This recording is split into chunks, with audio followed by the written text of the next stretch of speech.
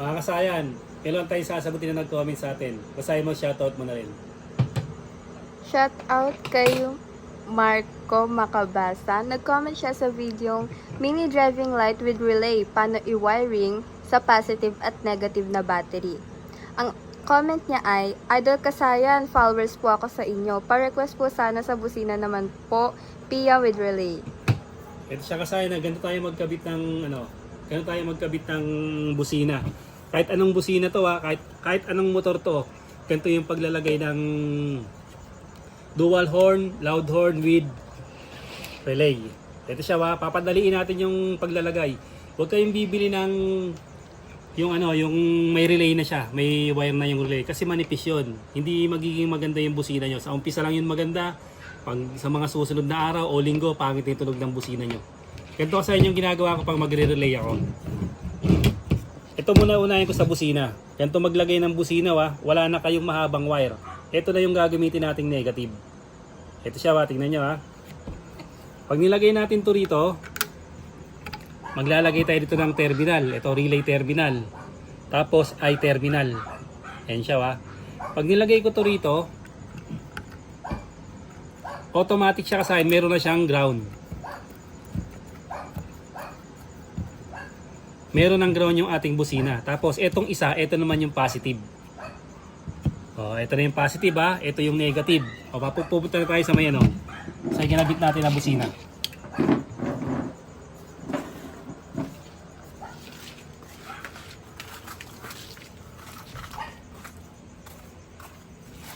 Ito na ngayon siya kasi Ito yung negative.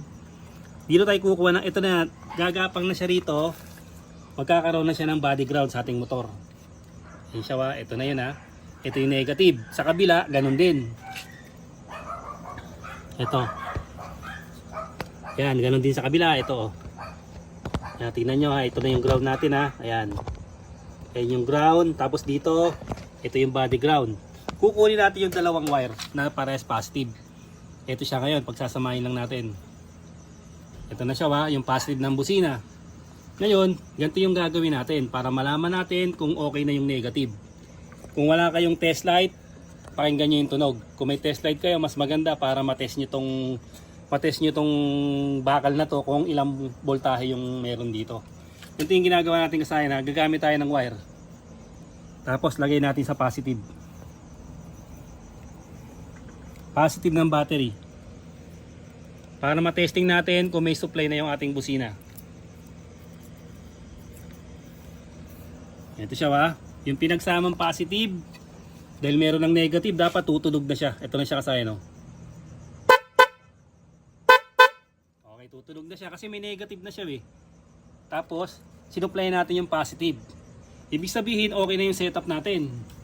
Kahit anong motor naman, Pia horn yung sabi niya. Kahit anong busina man yan. Ito low budget lang na busina to. Tapos dito ngayon, kailangan na natin ng relay. Hanapin natin kung saan nakalagay yung ating busina. Ito yung pinagkabitan ng ating busina. Ito. Kahit anong motor to kahit anong kulay, basta yung pinagkabitan ng busina. Hanapin nyo lang dito. Ganito yung gagawin natin. Ito siya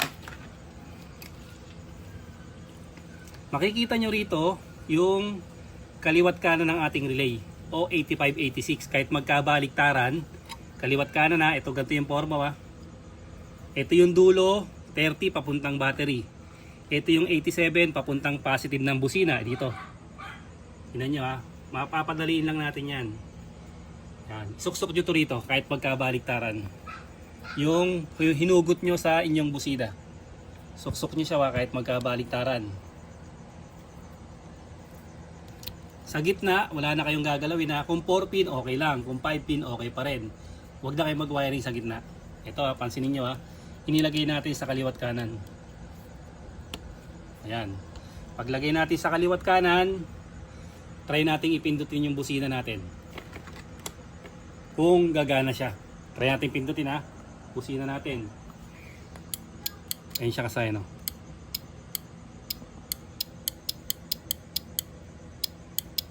Kahit magkabaliktaran to kung gusto nyo hanapin yung tamang way, pagbaliktarin nyo lang siya.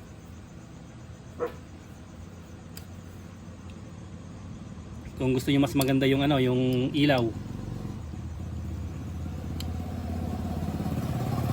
Ito, universal to kahit anong busina na may relay. Ganito yung pag-wiring.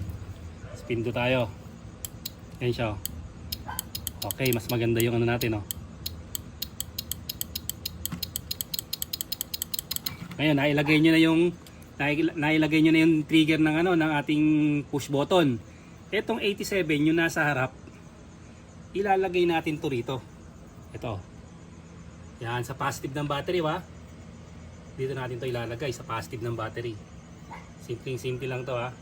Tapos ito, ilalagay natin to sa may positive ng battery. Ito pala positive pala to ng busina. Ito, ha, itong number 30, dito tutok mo sa relay. Nasa likuran to, number 30 yan, ha, sa may likod. Diretso to papuntang battery. Ayan, ha, diretso tayo sa papuntang battery. Meron siyang I-terminal. Ilalagay lang natin to rito. Itutuloy natin to ng katulad nito. Tapos itong number 87 nasa may harap, ilalagay natin to sa positive ng busina na katulad din ito. Ito na nga sa inyo number 30. Ilagay na natin dito, ha. Ito style to katropa, alin ng diskarte nito, ha. Wala tayong fuse. Pero kung hindi naka-safety yung wire nyo, hindi nakabalot ng ganito, maglagay kayo ng fuse. Fuse box tsaka fuse. Ito, wala na tayong fuse dito, diretso na tayo rito. Yung tinatawag di katropa na solid yung wire kasi walang yung fuse. Pag may fuse ka dadaan sa maliit, ito solid yung wire natin. Ito siya, pumunta na sa 30. Yan. Pagpunta sa 30, yung 87 natin, ito na, papunta na sa positive ng busina.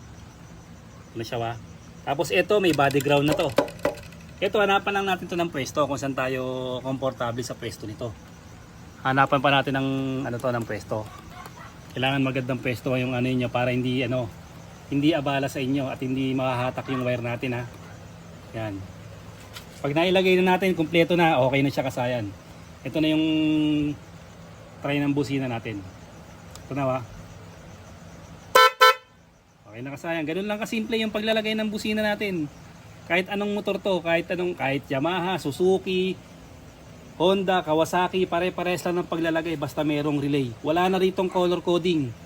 Positive ng busina, number 87, tapos number 30, rekta tayo sa battery. Ayan siya, rekta sa battery. Tapos 87, positive ng busina. Tapos 85, 86, left and right, ilagay lang natin sa relay, yung galing sa may busina. Sana nakatulong to sa nag-comment sa atin para maayos niya na yung kanyang motor para simple lang. Siguradong lalabas ang tunog niyan. Huwag lang kayong gagamit ng yung relay na kasama ng busina pag binibili.